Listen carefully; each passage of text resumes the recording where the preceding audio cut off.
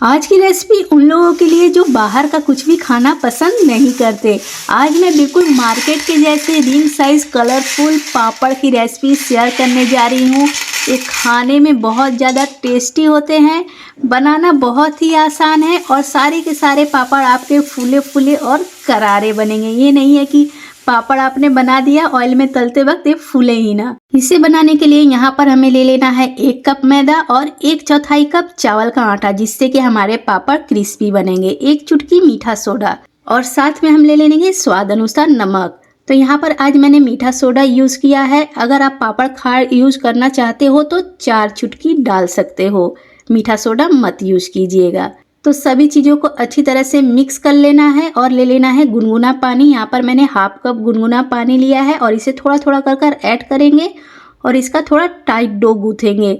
बहुत ज़्यादा रोटी की तरह नहीं गूँथना है, थोड़ा सा इसे टाइट रखना है। तो यहाँ पर देखिए बहुत ही बढ़िया सा डो रेडी हो चुका है। तो इसकी 3 लोई कट कर लेंगे क्योंकि हमें कलरफुल पापड़ बनाने हैं। अगर आप कलरफुल पापड़ नहीं बनाना चाहते तो आप प्लेन पापड़ ऐसे व्हाइट वाला भी बना सकते हो, कोई दिक्कत नहीं है।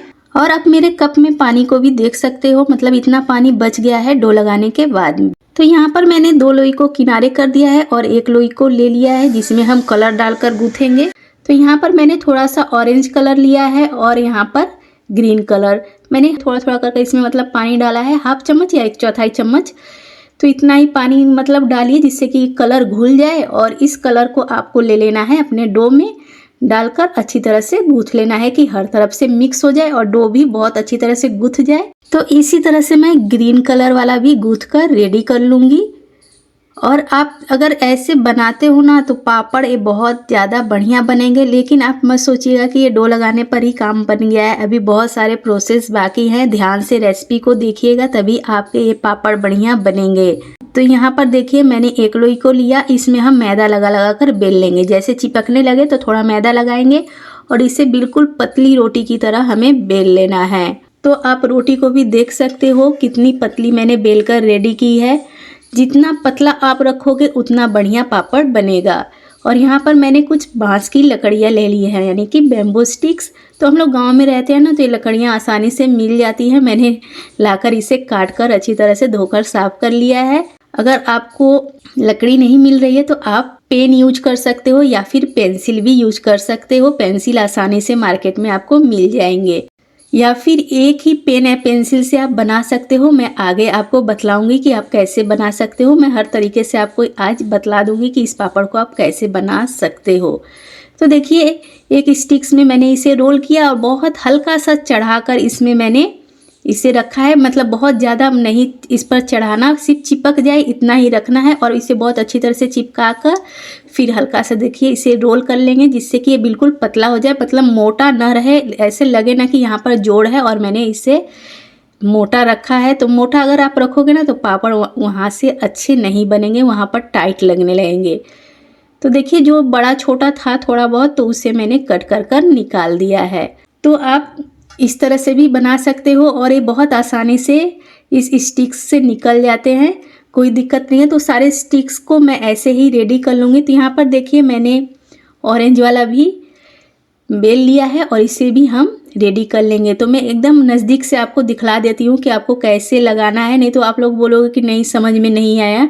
देखिए इसे फोल्ड करना है और देखिए कितना सिर्फ हल्का सा रखना है कि मतलब एक पे एक जुड़ जाए, छूटे ना। तो बस इतना ही और इसे बहुत अच्छी तरह से चिपका लेना है। चिपका कर थोड़ा सा इसे हम रोल कर देंगे जिससे कि ये फैल जाए। तो यहाँ पर मैंने सारे स्टिक्स में डो को लगाकर रेडी कर लिया, लेकिन वाइट वाला डो अभी नहीं रेडी हुआ है। सारे स्टिक्स खत्म हो चुके हैं, मैंने एक को बचा कर रखा है वाइट वाले के लिए। तो मैं दूसरा तरीका भी आपको दिखला दूंगी, तब तक इसे हम स्टीम कर लेंगे। एक बार में सारा स्टीम होगा नहीं, थोड़ा अलग अलग रखना है, नहीं तो एक में एक चिपक जाएगा। और इसे हमें 15 मिनट तक मीडियम फ्लेम पर उबलने देना है। 12 मिनट भी रखोगे तो ठीक है, लेकिन 12 मिनट से कम मत रखिएगा। उबलते हुए पानी पर मीडियम फ्लेम रखिए और इसे 12 मिनट के लिए छोड़ दीजिए। और यहाँ पर देखिए व्हाइट वाला मैं कैसे बना रही हूँ। तो आप एक ही स्टिक या पेंसिल पर ऐसे भी बना सकते हो, एक एक कर चिपकाइए और इसे कट कर कर निकाल लीजिए।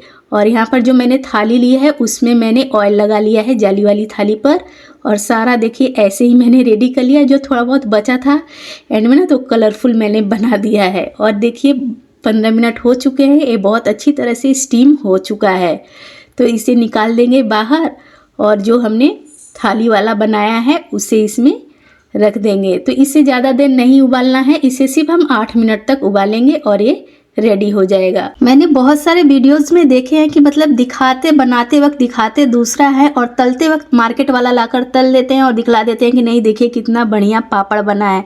आप लोगों को इस बात का ध्यान रखना होगा कि अगर आप पापड़ का वीडियो देख रहे हो तो ध्यान से देखिए कि मतलब इसी पापड़ को बनाया गया है या मार्केट वाला है। एंड में जब आप ध्यान से देखोगे तलते वक्त तो आपको खुद ब खुद पता चल जाएगा। और यहाँ पर देखिए जो स्टिक्स वाले मैंने उबाले थे, इसे स्टिक से फटाफट से निकाल कर भी आप कट कर सकते हो या एक एक करके स्टिक्स में भी आप कट कर सकते हो। और जो नहीं निकले उसे आप स्टिक्स में कट कर लो, और जो निकल रहा है निकल जाते हैं बहुत आसानी से। निकाल कर अगर हम कट करते हैं तो देखिए कितनी आसानी से फटाफट से सारा कट हो जाता है, बहुत ही झटपट से हो जाता है, बहुत ज़्यादा समय नहीं लगता। तो आप ऐसे भी बना सकते हो। मैंने 2 तरीके आपको दिखलाए, आप जैसी मर्जी वैसे इस पापड़ को बना सकते हो। देखिए ये पापड़ भी उबल कर रेडी हो चुका है। तो सारे पापड़्स को हम एक में ही रख लेंगे। मैं इसमें जाली में ही रख दे रही हूँ कि जिससे पंखे के नीचे मैं रखूँ ना तो दोनों तरफ से हवा लगे और फटाफट से ये सूख जाए। और यहाँ पर देखिए थोड़े से जो टूटे फूटे वाले पापड़ है इसे मैंने किनारे रखा था, तो इसे भी मैं इसी में रख दूँगी एक साइड से, और ये सब एक साथ सूख जाएंगे। तो आप इसे पंखे के नीचे भी सुखा सकते हो या धूप में भी रख सकते हो। तो इसे मैंने रात भर के लिए पंखे के नीचे छोड़ा था, फिर सुबह मैंने इसे 4 घंटे की धूप दिखाई। मैंने अगले दिन 3 बजे ये वीडियो बनाकर मतलब पापड़ बनाकर रेडी किया था और आज 3 बजे मैं इसे तलने जा रही हूँ। और आप मेरे इस पापड़ को देखिए, रंग बिरंगे पापड़ कैसे लग रहे हैं और इसकी आवाज़ को आप सुनिए कितने बढ़िया ये सूख चुके हैं। अगर आप अच्छी तरह से सुखा लो ना तो इसे पूरे साल आप स्टोर कर कर रख सकते हो। और देखिए ऑयल में डालते ही ये कैसे बनकर रेडी हो चुके हैं, बहुत बढ़िया करारे बनते हैं। डालते के साथ ही देखिए डबल हो जा रहे हैं। इसे तलने के लिए आपको ऑयल मीडियम हॉट रखना है, धुआंधार ऑयल में इसे तलना नहीं है। और देखिए कितने बढ़िया करारे और आपको आवाज़ सुनाई दे रही होगी। तो अगर आपको मेरी ये सिंपल सी रेसिपी पसंद आई हो तो प्लीज़ मेरे चैनल को सब्सक्राइब कीजिएगा। अगर आप फेसबुक पर देख रहे हो तो प्लीज़ मेरे पेज को फॉलो कर लीजिएगा। तो अगले वीडियो में मिलते हैं, बाय बाय।